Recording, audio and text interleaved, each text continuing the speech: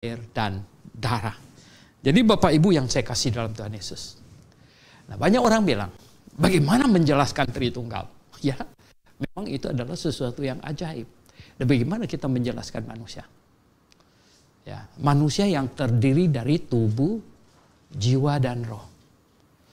Nah, kalau kita membaca kitab Perjanjian Lama saja di kitab Kejadian, katanya, ya toh, Yakub bawa anak cucunya 70-an jiwa pergi ke Mesir. Jiwa pergi ke Mesir. Badannya tinggal, rohnya tinggal. Kenapa jiwa? Ya. 50 jiwa berangkat pakai kapal. Jiwa berangkat pakai kapal ke Pulau Anu. Gitu. Rohnya, badannya, oh tidak. Maksudnya itu satu kesatuan. Jadi ini kesatuan, tapi terdiri dari 3. Nah, oleh sebab manusia itu diciptakan sesuai dengan keadaan Allah, dirinya. Cuman bedanya apa? Bedanya manusia tidak memiliki kuasa. Tidak punya kuasa. Manusia tidak mempunyai kemampuan Allah. Tetapi manusia diciptakan sesuai dengan gambar dan peta Allah. Begitu. Dan manusia tidak mempunyai kemampuan untuk memisahkannya. Nah, bagaimana sekarang? Jiwa saya berangkat ke Pontianak, rohnya ke Bandung, gitu. Oleh badan tinggal di sini. Kita nggak bisa. Tetapi ya, Allah tentu jauh lebih mampu dari manusia. Jauh lebih mampu. Nah, apa herannya kalau Bapa tinggal di sorga? Firman, ya, anak menjadi daging, jadi manusia. Ada roh juga. Ada roh. Jadi Bapa, Anak, dan Roh. Dan mereka ternyata bisa pisah. Dan bisa menyatu. Menjadi satu. Manusia nggak bisa. Bagaimana? Jiwanya pergi ke Bogor. Gitu. Rohnya pergi ke Tangerang. Badannya tinggal di Sunter. Nggak bisa. Kita nggak bisa gitu. Tetapi sebenarnya manusia itu Tritunggal. Oke, shalom saudara-saudara. Berjumpa lagi dengan saya kali ini. Pada video saya yang lalu, saya sudah sedikit menjelaskan bagaimana pandangan dari Dr. Suhento Liau mengenai masalah Tritunggal, ya, doktrin Tritunggal. Nah, secara prinsip, seperti yang sudah saya katakan, bahwa Pak Liau ini sebetulnya percaya kepada doktrin Allah Tritunggal, di mana Allah itu esa atau satu di dalam 3 pribadi. Tritunggal, ya, dia percaya tentang hal itu. Tetapi ketika dia menjelaskan prinsip Tritunggal itu berdasarkan teks-teks tertentu, nah, di situ saya melihat ada kesalahan di sana. Karena saya melihat dia terlalu overconfidence dan menafsirkan teks-teks tersebut secara berlebihan. Nah, kali ini saya akan melanjutkan dengan 2 poin berikutnya yang merupakan pernyataan ataupun statement daripada Suhento Liau ketika dia menjelaskan Tritunggal tersebut. Jadi ada 2 hal di sana, ya. Yang pertama, Pak Suhento itu mengatakan bahwa kalau kita mau memahami Allah Tritunggal, maka sebetulnya itu bisa dipahami lewat keberadaan manusia. Keberadaan manusia itu adalah juga dicipta menurut gambar dan rupa Allah yang adalah Tritunggal. Nah, demikian juga manusia sebetulnya juga adalah Tritunggal yang terdiri dari tubuh, jiwa, dan roh. Nah, jadi di sini Pak Liau mengilustrasikan manusia, mengilustrasikan Allah Tritunggal seperti manusia yang mempunyai tubuh, jiwa, dan roh. Nah, tanggapan saya begini. Memang kalau kita melihat pendapat-pendapat dari para Trinitarian, ketika mereka hendak menjelaskan posisi doktrin Allah Tritunggal itu secara mudah, maka biasanya mereka memang menggunakan analogi-analogi yang mungkin bisa membantu orang supaya bisa memahami Tritunggal itu lebih jelas lagi. Nah, misalnya mereka menggunakan analogi rokok ya. Rokok itu kan terdiri dari filter, tembakau, dan kertas. Lalu ada yang menggunakan matahari. Diilustrasikan matahari yang terdiri atas panas, ada cahaya, kemudian ada unsur gas helium di dalamnya. Nah, apakah ilustrasi semacam demikian itu benar kira-kira? Coba kita lihat ya. Kalau rokok, apakah kalau rokok itu hanya terdiri atas filter, apakah itu bisa disebut sebagai rokok? Nggak bisa kan? Yang namanya rokok harus terdiri dari ketiga unsur itu ya. Harus ada filter, tembakau, dan kertas. Kalau cuma kertas tok, dia nggak bisa disebut sebagai rokok. Atau cuma tembakau tok, nggak bisa disebut sebagai rokok. Jadi harus terjadi penggabungan antara filter, kertas, dan tembakau, baru dia disebut sebagai rokok. Nah, demikian juga dengan matahari. Matahari katanya mempunyai panas, kemudian mempunyai cahaya, kita bisa merasakan cahayanya, kemudian ada unsur gas helium di dalam. Apakah kalau cuma helium saja? Apakah kalau cuma cahaya saja, kita hanya bisa merasakan cahayanya, kemudian bisa dikatakan sebagai matahari?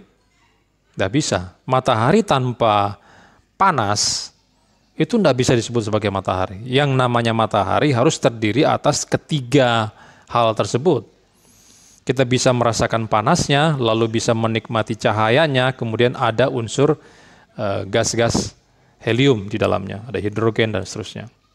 Jadi matahari merupakan penggabungan daripada ketiga unsur tersebut, baru dia disebut sebagai matahari. Nah, bagaimana dengan ilustrasi manusia yang terdiri atas tubuh, jiwa, dan roh seperti yang dikatakan oleh Suyanto Liao? Saya kira sama juga ya. Kalau manusia itu, kalau dia hanya tubuh saja, dia tidak bisa disebut sebagai manusia. Tidak bisa. Atau kalau hanya rohnya saja, dia tidak bisa disebut sebagai manusia. Nah, sebelum kita masuk di sana, bahwa manusia itu terdiri dari berapa unsur, itu ada perbedaan di antara para teolog. Ada teolog yang mengatakan bahwa manusia itu mempunyai 3 unsur ya, yaitu tubuh, jiwa, dan roh. Trikotomi. Tapi ada teolog lain yang mengatakan tidak, yang betul adalah dikotomi. Bahwa manusia itu memiliki 2 unsur saja, yaitu tubuh dan jiwa atau roh. Jadi jiwa dan roh itu diidentikan. Memang kalau kita melihat di Alkitab bahwa jiwa dan roh itu memang digunakan secara bergantian dalam Alkitab. Interchangeable. Dan saya kelihatannya lebih cenderung sepakat dengan teori dikotomi bahwa manusia itu punya tubuh dan jiwa atau roh. Jadi bukan trikotomi. Nah, jadi di sini ada perbedaan pendapat dari para teolog. Ada yang sepakat dengan trikotomi, tapi ada yang sepakat dengan dikotomi. Belum jelas kan? Belum jelas. Tetapi anggaplah bahwa trikotomi itu yang benar. Anggaplah trikotomi benar. Pertanyaannya adalah, apakah tubuh tanpa jiwa atau roh itu bisa disebut sebagai manusia? Ataukah jiwa tanpa roh dan tubuh bisa disebut sebagai manusia? Atau roh dan jiwa tanpa tubuh, bisakah itu dikatakan sebagai manusia? Tentu saja tidak. Yang namanya manusia harus terdiri atas 3 unsur tersebut ya. Tubuh, jiwa, dan roh. Kalau salah satu unsurnya dihilangkan, maka orang tersebut tidak bisa disebut sebagai manusia. Misalnya, kalau kita cuma punya tubuh tanpa roh dan jiwa, itu namanya jasad ya. Orang yang sudah mati, yang dimasukkan ke dalam peti mati untuk dimasukkan ke dalam tanah, dikubur. Itu jasad namanya, bukan manusia, makhluk hidup, tidak. Tapi kalau dia punya roh saja, ya mungkin dia adalah setan. Ya, karena tanpa tubuh, atau malaikat, ataupun Allah ya, Dikatakan Allah itu kan adalah roh.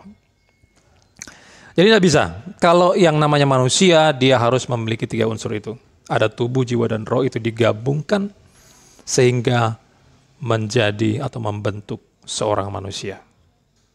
Nah, sekarang kita kaitkan dengan Allah Tritunggal. Apakah kita memahami Allah yang benar itu harus dengan menggunakan ilustrasi manusia yang merupakan yang terdapat 3 unsur itu, yaitu tubuh, jiwa, dan roh? Haruskah kita memahami keadaan Allah itu dengan menggunakan ilustrasi tersebut? Tentu saja saya tidak sepakat ya. Kenapa? Karena Allah itu ya Bapa. Allah itu kan ada 3 pribadi, ada Bapa, Anak, dan Roh Kudus. Bapa itu bukan sepertiganya Allah. Anak juga bukan sepertiganya Allah, dan Roh Kudus juga bukan sepertiganya Allah. Bapa, Anak, dan Roh Kudus bukanlah merupakan pribadi yang digabungkan menjadi satu sehingga membentuk Allah. Tidak seperti itu ya. Karena Bapa itu sepenuhnya Allah, Anak itu sepenuhnya Allah, Roh Kudus juga itu sepenuhnya Allah. Ketiga pribadi itu bukanlah Allah, Allah itu bukanlah merupakan penggabungan daripada ketiga pribadi. Tidak seperti itu. Jadi menggunakan ilustrasi manusia yang memiliki unsur tubuh, jiwa, dan roh untuk menggambarkan Allah Tritunggal, ya menurut saya itu keliru. Ilustrasi itu tidak tepat. Dan memang kalau kita mau melihat semua ilustrasi yang digunakan, memang tidak ada satupun ilustrasi yang cocok dengan Allah Tritunggal. Tidak ada satupun analogi yang bisa menggambarkan doktrin Allah Tritunggal secara sempurna. Tidak bisa. Paling dia cuma menyoroti satu sisi, satu titik, satu sudut saja, tapi dia tidak bisa menyoroti sudut yang lain daripada Allah Tritunggal. Ini yang pertama ya. Penggunaan ilustrasi yang digunakan oleh Pak Suyanto Liau menurut saya tidak tepat, apalagi dia mendasari ilustrasi tersebut dengan menggunakan teks dalam Kejadian 1:26 dan juga dalam 1 Yohanes pasal 5. Seperti yang sudah saya jelaskan pada video yang lalu, tidak cocok menurut saya. Itu yang pertama. Kemudian yang kedua. Nah, yang kedua ini menarik ya. Dan menurut saya ya luar biasa sekali ya. Pak Suyanto Liau ini berpendapat demikian. Jadi walaupun dia mengatakan begini ya, walaupun manusia juga punya unsur Tritunggal yaitu tubuh, jiwa, dan roh, tetapi manusia itu berbeda dengan Allah katanya. Bedanya di mana? Bedanya adalah manusia itu tidak memiliki kuasa, tidak memiliki kemampuan seperti yang Allah miliki katanya. Maksudnya begini, bahwa manusia itu tidak punya kemampuan untuk memisahkan tubuhnya ini dengan jiwa dan rohnya. Dia mengatakan jiwa saya katanya berangkat ke Pontianak, terus rohnya itu ke Bandung,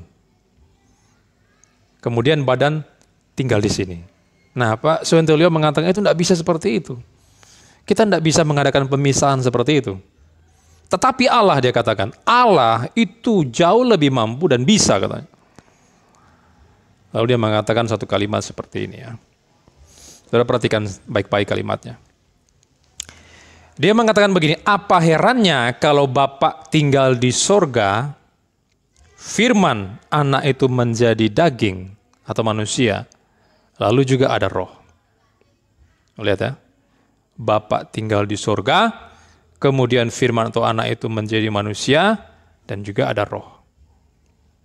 Jadi, Pak Suyanto katakan begini ya, jadi Bapa, Anak, dan Roh ternyata mereka bisa pisah dan bisa menyatu menjadi satu.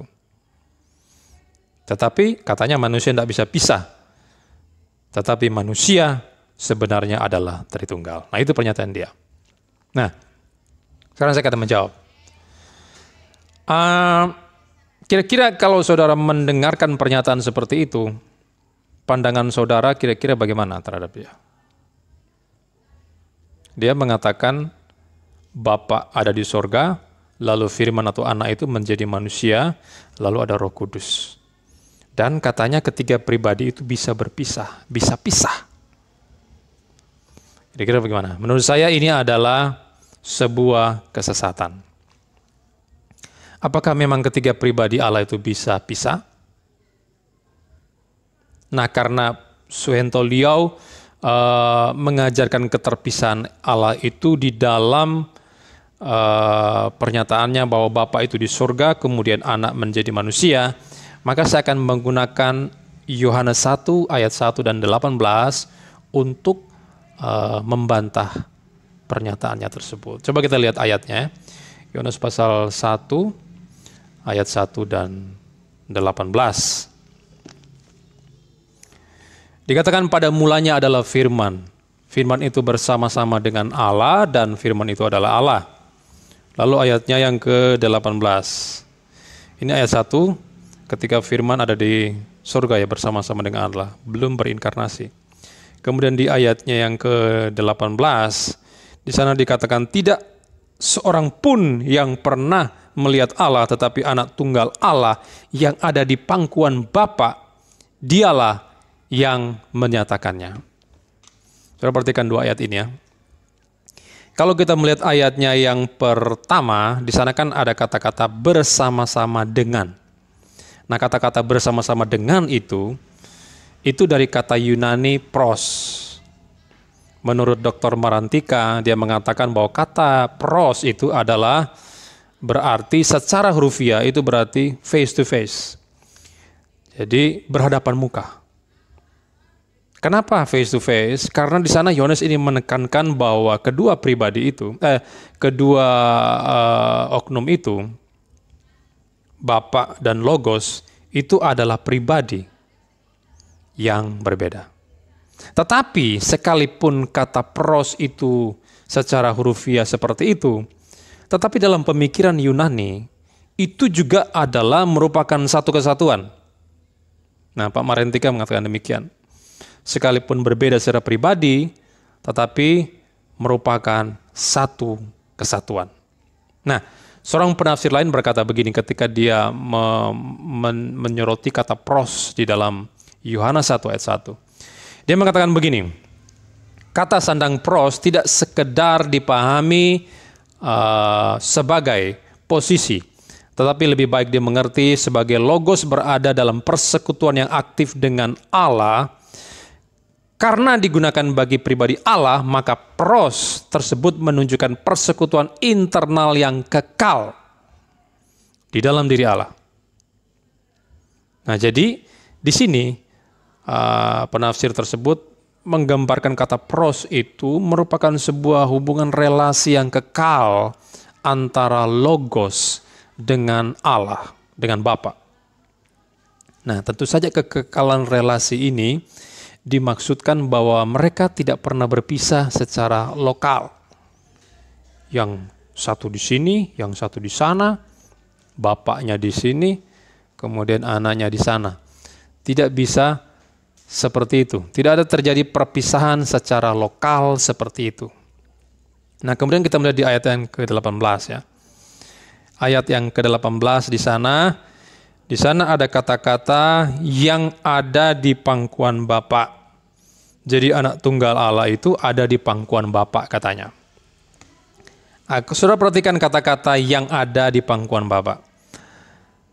Kata pangkuan, ya, kata pangkuan itu jangan kita bayangkan seperti ini bahwa Yesus itu seolah-olah seperti anak kecil yang kemudian dipangku oleh bapaknya, lalu dinina bobokan oleh papa sehingga Yesus tertidur dan sebagainya. Ya, kita tidak boleh membayangkan seperti itu.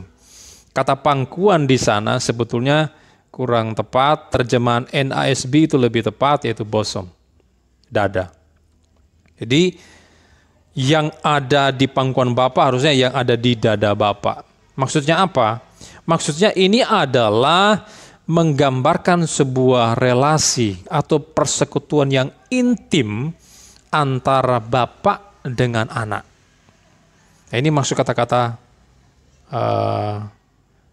pangkuan atau dada bapak itu. Kemudian yang kedua, Selain kata pangkuan, kita melihat kata ada, yang ada di pangkuan Bapa. Ada kata ada di sana. Nah, konteks menunjukkan ya, ayat 18 ini menunjukkan bahwa ayat 18 ini ada setelah ayat yang ke-14. Kalau ayat 1 tadi bahwa Sang Logos itu ada bersama Bapa ya, di surga. Kemudian ayat ke-14 mencatat bahwa Sang Logos itu berinkarnasi menjadi manusia. Itu ayat 14. Kemudian di ayat setelahnya, ayat 18, ada kata-kata ini ya, yang ada di pangkuan Bapa. Jadi ayat 18 ada setelah inkarnasi Logos. Inkarnasi anak. Nah, kata ada di sana, kita lihat kata ada ya, itu dari kata Yunani hoon, yang berarti being. Ini adalah suatu participle, seorang penafsir mengatakan ini adalah suatu participle yang ada dalam bentuk present atau waktu sekarang. Jadi, sekalipun ayat 14 mencatat bahwa firman atau Yesus itu sudah menjadi daging, tetapi ayat 18 menunjukkan bahwa firman itu tetap ada di dada Bapa. Ayat 14 kan dia sudah berinkarnasi menjadi daging. Tetapi yang sesuatu hal yang luar biasa bahwa ayat 18 tidak mencatat bahwa Logos yang sudah menjadi daging itu sudah tidak ada lagi di dalam surga. Dia sudah tidak bersama Bapa lagi. Tidak seperti itu. Karena ayat 18 menekankan bahwa Logos itu tetap ada di dada Bapa. Tetap menjalin persekutuan yang intim dengan Bapa. Dia tetap eksis, berada bersama Bapa. Sesuai dengan ayat yang pertama tadi, Yohanes 1 ayat 1. Nah, ini menunjukkan apa? Membuktikan bahwa Yesus, bahwa Sang Logos yang dibicarakan di ayat 1, yang sudah berinkarnasi di ayat 14, adalah Logos, anak Allah, Yesus yang maha ada. Harus perhatikan ini ya. Logos itu maha ada. Nah, kemahahadiran Yesus ini juga ditunjukkan misalnya di dalam ayat-ayat lain ya. Misalnya dalam Matius 28 ayat 20, Yohanes 14 ayat 23, Efesus 3 ayat 17, Wahyu 3 20 dan sebagainya dan seterusnya. Ada banyak sekali ayat-ayat mencatat bahwa Yesus itu adalah maha ada. Jadi kalimat yang ada di pangkuan Bapa di dalam ayat 18 itu menunjuk suatu persekutuan antara Bapa dan Anak yang tidak bisa dibatasi atau dipisah oleh ruang dan waktu. Nah, saya memahami kata-kata itu seperti itu ya. Lalu kesatuan antara Bapa dan Yesus juga terlihat ya melalui surat-surat Yohanes, misalnya Yohanes 10 ayat 38 ya. Yohanes pasal 10 ayatnya yang ke-38. Di sana dikatakan, tetapi jikalau aku melakukannya dan kamu tidak mau percaya kepada aku, percayalah akan pekerjaan-pekerjaan itu supaya kamu boleh mengetahui dan mengerti bahwa Bapa di dalam aku dan aku di dalam Bapa. Bapa di dalam aku di dalam Bapa. Lalu Yohanes 14 ayat 10 dan 11 juga mengatakan hal yang sama. Di sana ada kata-kata aku di dalam Bapa dan Bapa di dalam aku. Bapa yang diam di dalam aku. Lalu ayat yang ke-11 juga mengatakan aku di dalam Bapa dan Bapa di dalam aku. Tidak berhenti di situ. Dalam Yohanes 17 ayat 21 juga dikatakan hal yang sama. Ada kalimat ya Bapa di dalam aku dan aku di dalam engkau. Nah, teks-teks ini sebetulnya sedang menunjukkan posisi Yesus yang sudah berinkarnasi. Ayat-ayat yang sudah katakan tadi itu, dalam Yohanes 14, kemudian Yohanes 17, itu adalah ayat-ayat di mana Yesus sudah menjadi manusia. Dia sudah menjadi orang ini.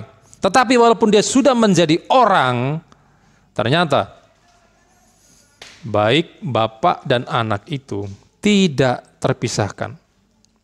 Bahkan Mereka saling mendiami. Nah, ini yang disebut dengan doktrin perikoresis, di mana ketiga pribadi itu saling mendiami. Nah, lalu bagaimana dengan Roh Kudus? Tentu saja Roh Kudus adalah Maha Ada. Kita percaya Roh Kudus itu adalah Allah dan karena itu Dia Maha Ada. Ya. Kita bisa tentu saja karena Dia Maha Ada dan Dia pasti berelasi juga dengan Bapa dan Anak. Nah, kita bisa melihat dalam Yohanes 14 ayat 16 sampai 17, kemudian ayat 23. Di mana dalam ketiga teks itu dicatat bahwa kehadiran ketiga pribadi, Bapa, Anak, dan Roh Kudus ada di dalam orang percaya. Di dalam diri kita orang percaya, ada Bapa, Anak, dan Roh Kudus. Ketiga pribadi ini ada di dalam kita. Kita bisa bandingkan juga dalam Roma 8 ayat 9 dan seterusnya. Nah, ini menunjukkan apa? Sekali lagi saya katakan, ini menunjukkan tidak ada keterpisahan di dalam ketiga pribadi itu. Baik Bapa, Anak, dan Roh Kudus. Masing-masing pribadi itu ada di dalam dua lainnya. Saling mendiami dalam ketiga pribadi. Mengapa begitu? Karena ketiga pribadi itu Maha Ada. Oke? Nah, jadi ajaran Pak Suhento Liau yang memahami bahwa Bapa, Anak, dan Roh Kudus itu bisa pisah secara lokal karena dia katakan Bapa di surga, kemudian Anak menjadi manusia di bumi, dan juga ada Roh Kudus. Tentu saja itu adalah ajaran yang menyimpang dari ajaran Alkitab. Dan ada konsekuensi yang ditimbulkan ketika Pak Liau mengajarkan hal yang seperti itu. Nah, ini ada konsekuensi yang muncul ya.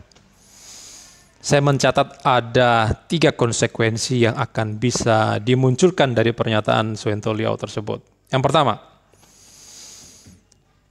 kalau memang pribadi Bapa, Anak, dan Roh Kudus itu bisa pisah, maka konsekuensinya berarti Bapa, Anak, dan Roh Kudus itu tidak Maha Ada.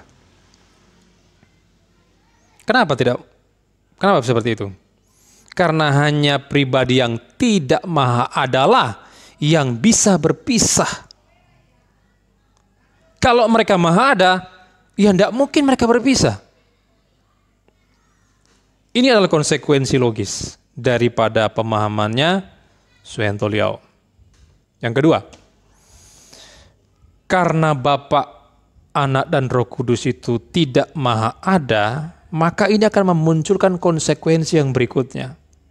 Yaitu berarti Bapa, Anak, dan Roh Kudus itu bukan Allah.